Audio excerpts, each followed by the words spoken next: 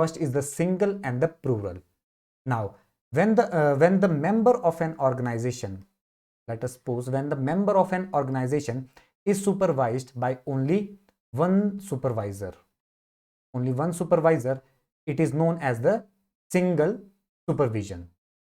It is known as the single supervision. And when it is supervised by the group or the number of people, it is known as the plural supervision. Now, the plural supervision is also known as the multiple supervision as well.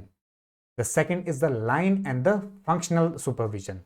Now, the line supervision means the control exercised by the people, in the line of command.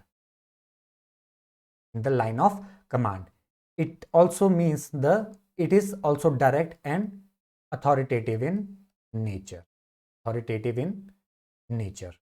The second is the functional supervision.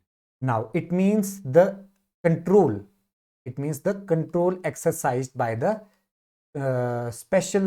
specialist matter service matter specialist, or the SMS.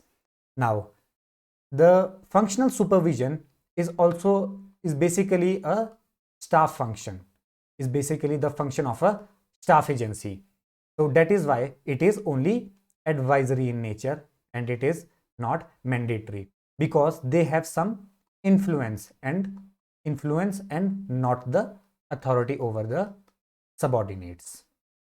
Now, the third is the substantive and the technical supervision, which was given by Millet.